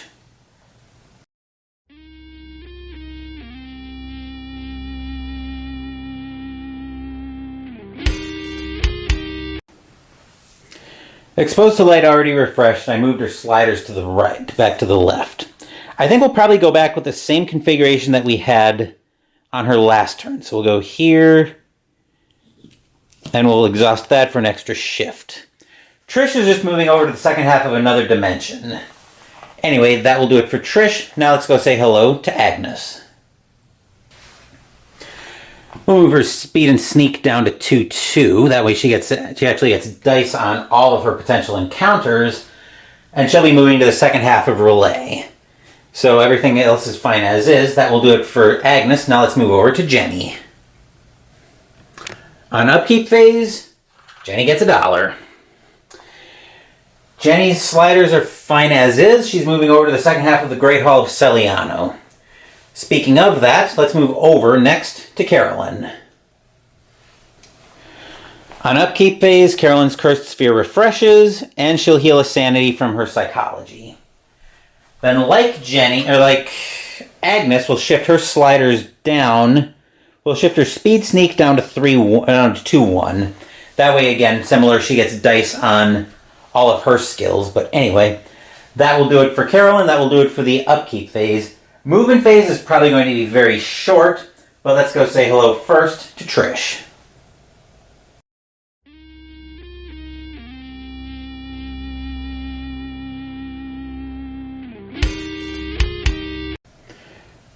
Blink, and you miss it. Trish moves over to the second half of another dimension. That will do it for Trish. Now let's move over. I think we can get Agnes, Jenny, and Carolyn all in one shot. We have Carolyn, Agnes, and Jenny in shot, so blink, and you miss them. So movement phase is all done. That was lightning quick. We'll blow through the Arkham encounter phase because all 4 of our ladies are in other worlds, and then we'll be into the otherworld encounter phase, and we'll go say hello first to Trish.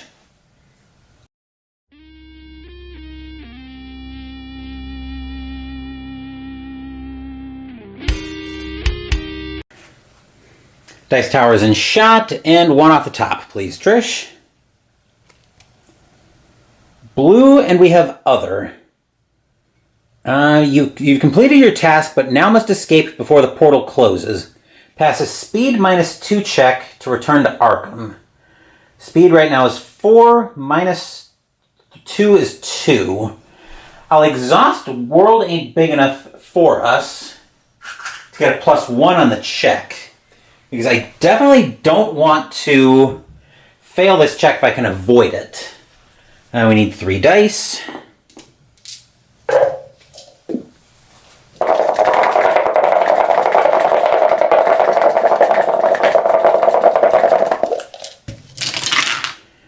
And there's a pass.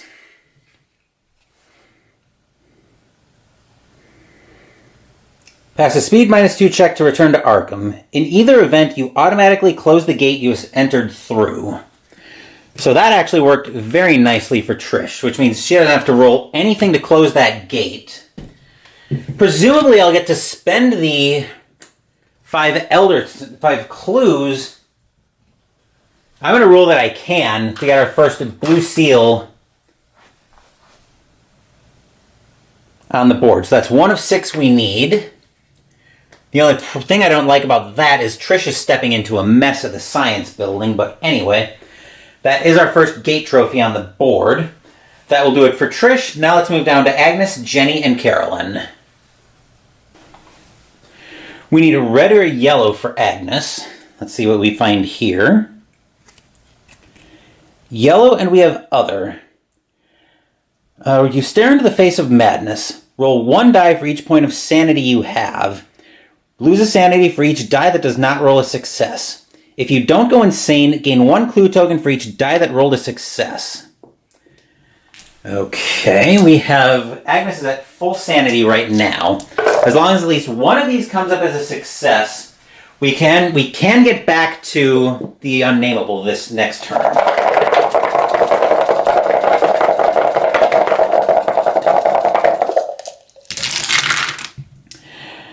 We lose 3 sanity, but we get 2 clue tokens, which more rerolls is always very welcome. Especially on a gate that's likely to be as hard as this gate is going to be for Agnes to close. But anyway, that will do it for Agnes. Jenny needs a green or a blue off the top. Blue, and we have other. The insanity of this place finally hits you. Lose 1 sanity. That's not too bad. And then Carolyn also needs a blue or a green off the top. Red won't do. Yellow won't do. Come on, Carolyn. That's another red. We are getting rid of some pretty bad cards, though. That's a red. That still won't work.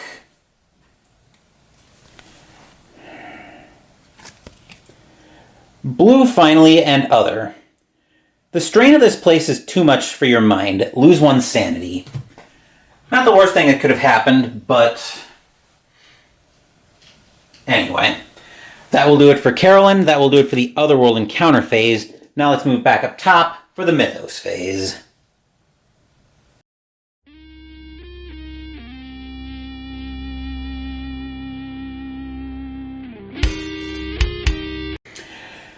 Alright, card off the top of the deck for the Mythos phase. Okay, so we got a gate at the woods. Now, we're going to try the worst magic spell in the history of God and forever. Alakazam, Alakalano, reveal to me now the Great Hall of Celiano.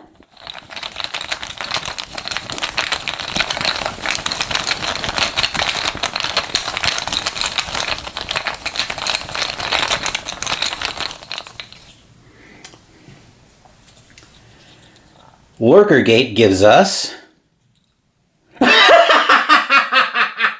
You have got to be kidding me! I cannot believe that actually worked. Anyway, that is probably the funniest thing I've ever seen, but anyway. So first up, the Great Hall of Celiano going to the woods. It's a Stargate. -1, effectively -2 because of the Lurker. And we need a sanity, and we lose a sanity if we fail to close the gate. I still... Wow.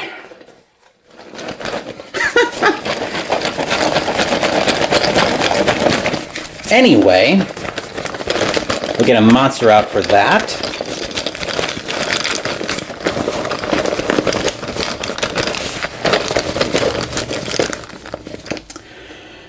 We find a Dark Young. -2 to sneak past a hexagon monster. Physical resistance, Nightmarish 1. And endless because of Shub-Niggurath. +0 on the horror check or you lose 3 sanity.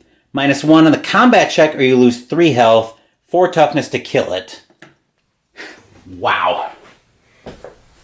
Alright, so we get another Doom token and a Reckoning. We find... Lest you wither away.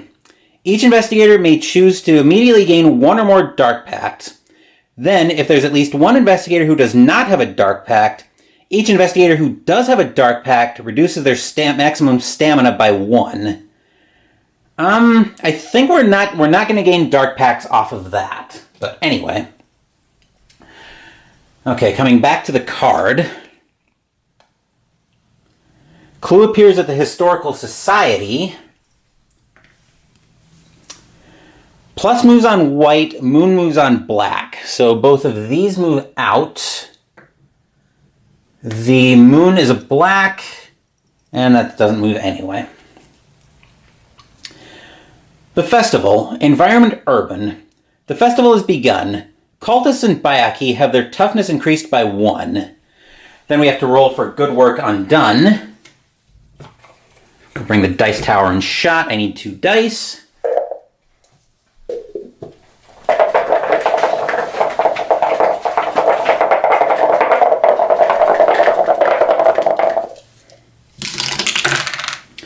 Six and a 3, which on a 1 or a 2. Okay, so we don't place any clue tokens on the board, or on the card. That will do it for the Mythos phase. Well then. Let me just double check, because I'm pretty sure we have a shot to win the game right here, if we can pull this off. At least that is what I'm assuming. Monsters and close the gates. Yep, that's okay. Alright, so well then. That will do it for the Mythos phase. Let's move into the upkeep phase and we'll start off with Agnes.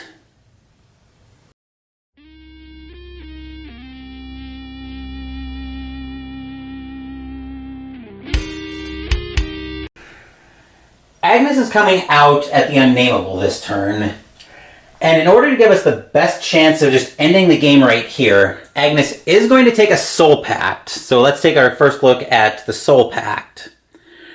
When you gain a Soul Pact, immediately restore your sanity to full. So that's all handled there. Any phase.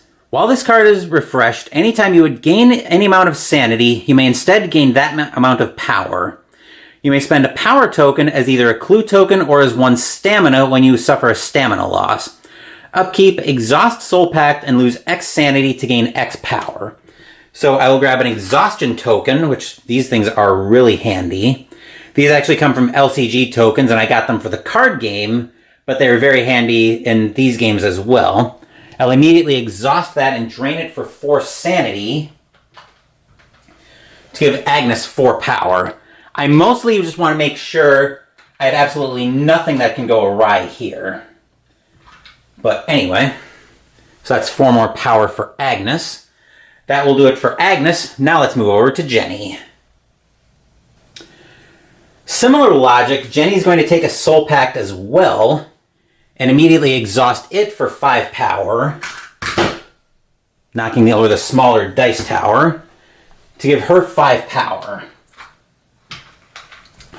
Now, Jenny we're going to send out to the woods. She won't have to deal with the Dark Young this turn, but... Right, 5 power. She won't have to deal with the Dark Young this turn. And then we shifted her fight up already because we're going to use her fight to try to close the gate. Because that's effectively a -2 gate. But anyway, that will do it for Jenny. Now let's move over to Carolyn. Alright, on upkeep, we can stack this in any order. So Carolyn will also gain a Soul Pact, which will heal her sanity to full, but then I'll drain it for 2 more. So I'll drain it for 5 sanity to give her 5 power, and then I'll heal 1 of it off. Now, this actually won't fail Carolyn's personal story, because it says I can spend power tokens as clues, but they don't actually count as being, but they're not technically clue tokens. So we'll give Carolyn more rerolls there. Anyway, that will do it for, actually, one more thing we need to do. Actually, I just had a better idea. So we're going to pretend that I didn't adjust...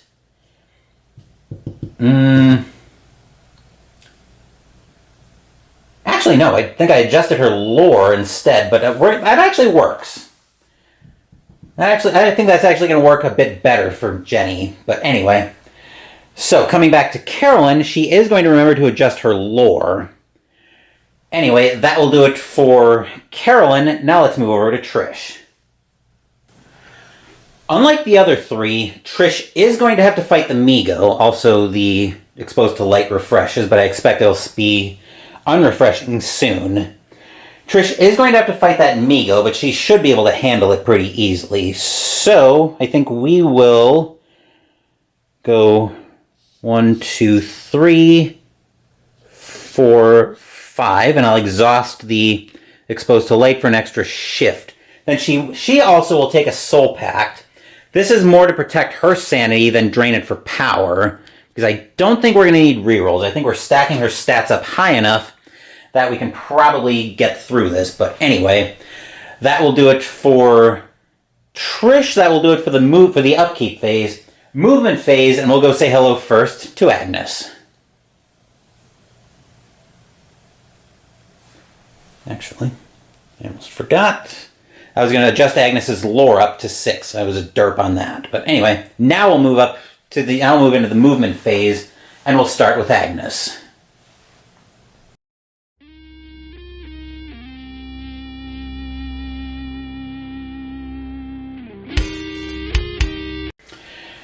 Agnes moves out to the Unnameable. She'll get an Explored marker as well. That will do it for Agnes. Now let's move over to Jenny and Carolyn. Jenny is going to move to... What is that going to be in case I end up having to fight it? Physical resistance, but I think we've got... No, we don't have magical yet, so Carolyn will fix that by trading Jenny the Lamp of Alhazred in the movement phase. Yeah... Do I trust passing this spell check? I think I do, actually. So I think Jenny will actually move... I'll actually switch up how we wanted to do this. So Jenny's going to move to the Unvisited Isle, because I probably can pass that... I can probably pass that lore check. And then Carolyn will move over to the woods, both of whom will get Explore markers. Then that will do it for Jenny and Carolyn. Now we need to move up to Trish. Alright, Trish needs to fight the Migo, so she starts off with a will -1. Her will right now is 4, -1 is 3.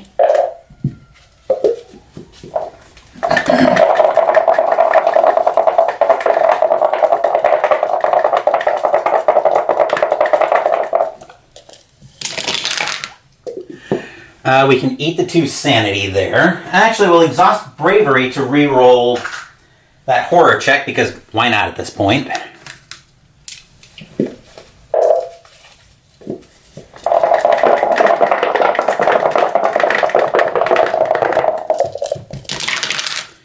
Okay, there's a pass in there. Now we're +0 on the combat check, so 4 plus 4 is 8, and 6 count as 2 successes. And we need 2 to take out this Migo.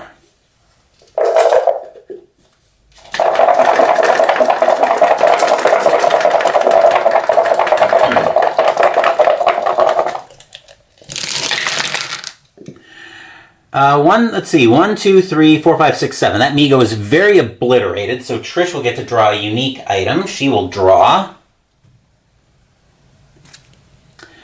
an Ancient Spear, physical weapon, +4 to combat checks. Any phase, exhaust to change Ancient Spear to a magical weapon until the end of this combat, and it takes both hands. Okay, that will do it for Trish. That will do it for the movement phase. Arkham encounter phase, and ladies, nothing cute, please.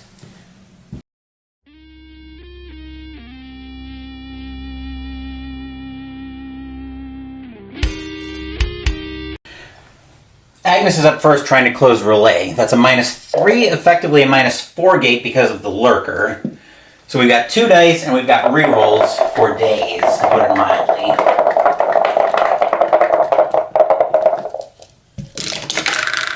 None of which we need, though. So Relay is closed. The Explore marker comes off.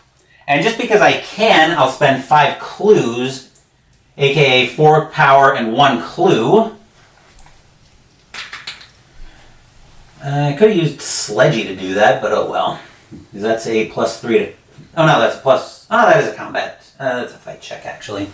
So 5 clues to get our second blue seal on the board. But more importantly, plus monsters come off the board. So that's the deep one, hybrid, and that's it, I think. Let's see, Jenny's going to be a little bit more involved, because first, she's going to cast Revelation of Script. Cast and exhaust to gain +3 to all lore checks. So the casting modifier is +1. Her lore right now is a 4 + 1 is 5.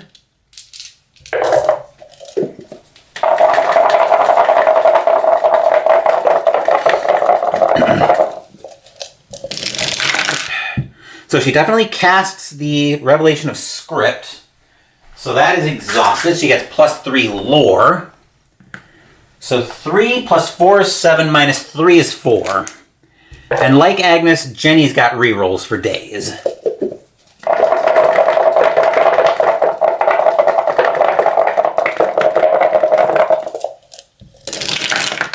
None of which we need, because we passed that as well.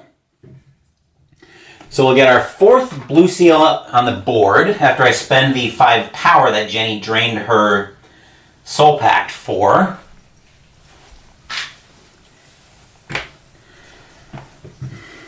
There's our 2nd blue seal on the board. We also get to take off any star and triangle monsters, none of which, nope, moon and hexagon. So we're all clear there. There we go. And that will do it for Jenny. That's her first gate trophy. That goes to Agnes. And now let's move over to Carolyn. Carolyn's lore right now is a 5. -2 for the gate is 3, but we have library use. So this is a lore check, so we get to add +1 to each die for checking for successes. And Carolyn's got rerolls as well. So Carolyn, yeah, no pressure here.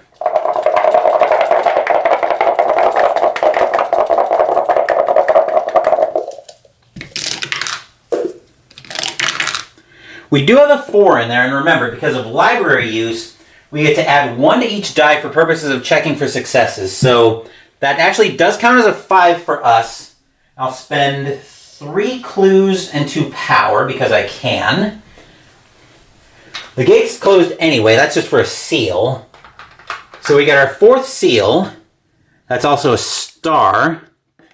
But, more importantly than that, I'll bring this off the board so I can see. I don't think we have any star monsters. We didn't when we checked for the split gate that Jenny closed. More importantly, looking at the board right now, and we're going to move back up top in a second to see this, but we have closed all the gates on the board And we have 4 gate trophies looking at the investigators. So actually, that's a rare victory condition that we have not seen very often. But the game right now is over. We have won. And mathematically, we've already won Christmas in Arkham. So let's move back up top. Actually, we'll move to a couple different shots just so you can see everything. And then we'll wrap this video up.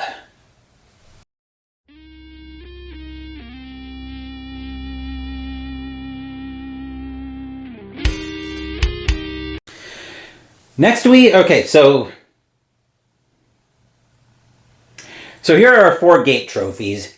Agnes has Relay, Jenny has the split gate of Great Hall of Celiano and City of the Great Race, Carolyn's got the Great Hall of Celiano gate, and Trish has the split gate between Yuggoth and Another Dimension. With that, let's move back over to the board, which is essentially back up top.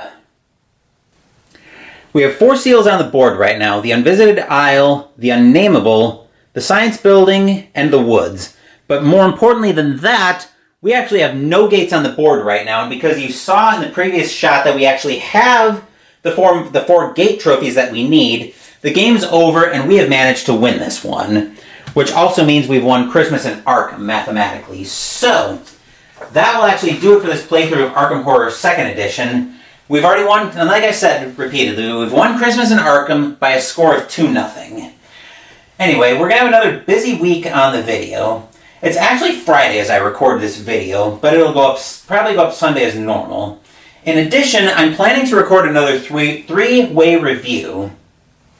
The Arkham Horror Files has several large games in this style, and Sunday I plan to look at 3 of them and compare them. I'm going to compare this game, Arkham Horror 3rd Edition, and Eldritch Horror. Wednesday we'll debut a new game on the channel. Normally I like my horror more cosmic than slasher, but this is actually a pretty good slasher game that we're going to be debuting. So we're going to debut Final Girl on Wednesday, and then next week, I don't know if it's going to be another Friday video or back to Sunday like normal, but the next time on Christmas in Arkham, we'll venture back to cosmic horror as we conclude Christmas in Arkham with Elder Sign. Thank you for watching the video. Please give the video a thumbs up and subscribe to the channel. Be sure to turn on notifications so you get my content. Be well, stay safe, take care of yourselves and your loved ones, and I'll be back with more videos in the future. Until then, take care everyone.